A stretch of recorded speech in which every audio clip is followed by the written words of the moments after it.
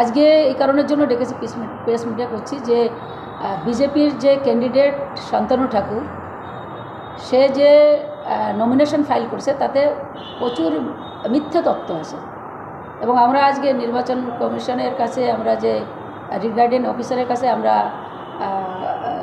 দিয়ে এসেছি, এফিডেভিট দিয়ে এসেছি যে যাতে আপনারা জানেন যে যদি মিথ্যে এফিডেভিট দেওয়া হয় ওখানে তাহলে কিন্তু ওর ইটা ক্যান্সেল হয়ে যায় যারা নির্বাচনের থেকে। আমরা সেটাকে করেছি যে বিভিন্ন সময় তার যে বিশেষ করে মাতৃসেনা যে সোসাইটি, সেই মাতৃসেনা থেকে সেখানে দেয়নি, প্রচুর টাকা সেখানে সম্পত্তি কিনেছে এবং তার স্ত্রীর নাম সোমা ঠাকুরের নাম। এবং এক জায়গায় কোথাও দেখাচ্ছে যে তার যে ইনকাম কোথাও নেই, কিন্তু পিয়ার ঠাকুর বিদ্যাপীঠে সে কিন্তু চাকরি করে, শান্তনু ঠাকুরের বউ, সেটা জমা করেনি। এবং একদিকে দেখাচ্ছে কোনো ইনকাম নেই, আর একদিকে দেখাচ্ছে যে 4 লাখ টাকা সে ইনকাম ট্যাক্স দিচ্ছে। তাহলে একদিকে ইনকাম নেই, 4 লাখ টাকা সে ইনকাম ট্যাক্সই করে দিচ্ছে। এবং তার শিক্ষাগত যোগ্যতা নিয়েও আজকে একজন কৌশিক মল্লিক সে কিন্তু সেটাও কিন্তু এফিডেভিট করে সেখানে জমা করেছে। এবং আমি মনে করি যে শান্তনু ঠাকুর একটা মিথ্যে নিয়ে আমরা এটাকে নিয়ে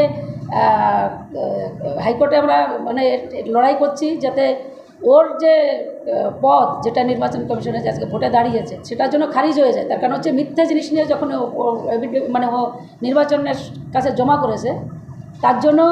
এবং একের পর এক মিথ্যা নিয়েই তো জন্ম মনে করি, এবং বিবাহের শিক্ষাগত যোগ্যতা নিয়ে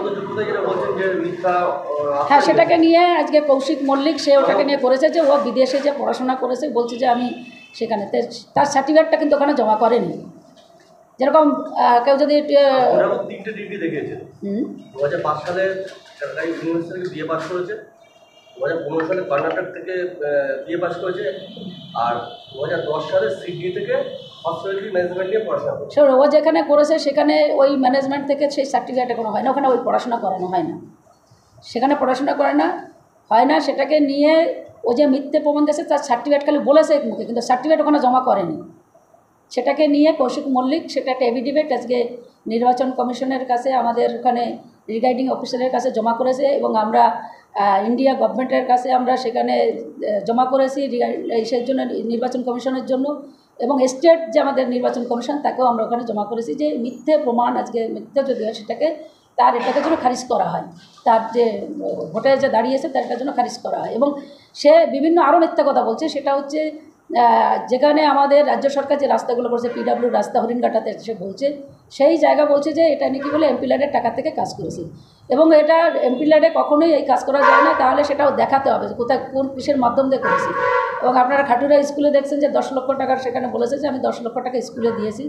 আপনারা সেখান থেকে করতে পারেন যে ও কোথায় 10 লক্ষ টাকা দিয়েছে। হেডমাস্টার কিন্তু বলেছে যে আমার এখানে কোনো টাকা দেয়নি। এরকম মিথ্যে প্রচুর, এবং সেখানে দাঁড়িয়ে আজকে মিথ্যে নিয়েও জন্ম। আমি মনে করি যে বিভিন্ন সময়ে মতুয়াদের ঠকিয়েছে।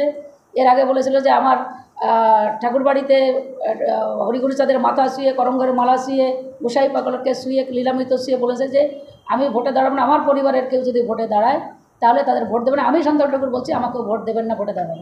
এই যে মিথ্যে নিয়ে এবং সিএ নিয়ে যে মানুষের শ্রীবিনী, এবং সেখানে বারবার করে তারা বলছে যে আমি গ্যারান্টি যে মতুয়া কার্ড থাকলে সেখানে নাকি সে সিএ হয়ে যাবে। তাহলে এতগুলো কেন আজকে করলো? এবং সাধারণ মানুষকে হ্যারাসমেন্টের ফেলানোর জন্য আজকে যে বিভ্রান্তির ভিতরে তৈরি করছে।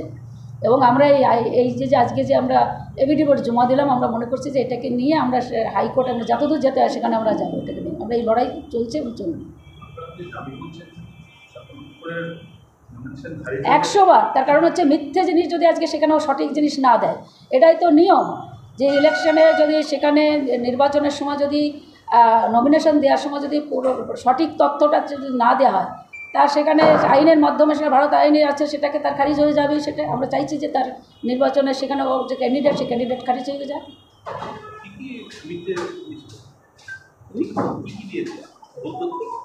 ভুল তথ্য তার যে স্ত্রী, সেখানে যে মাতৃসেনা যে সংগঠন আছে সেই সংগঠন থেকে কোটি কোটি টাকা নয়সয় হয়েছে, সম্পত্তি প্রচুর কিনেছে, সেটা সেখানে ও জমা করেনি।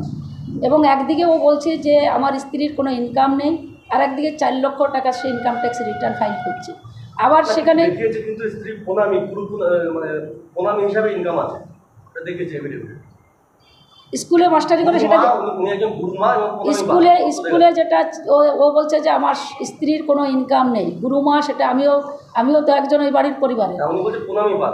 প্রমাণিক, কিন্তু যেটা স্কুলে পড়াশোনা করে, স্কুলে যে পিয়ার ঠাকুর বিদ্যাপীঠে যে শিক্ষাগত মানে করে শিক্ষক, তার কিন্তু সেখানে সেটা দেয়নি, এবিডিবিটি সেখানে কিন্তু ও জমা করেনি।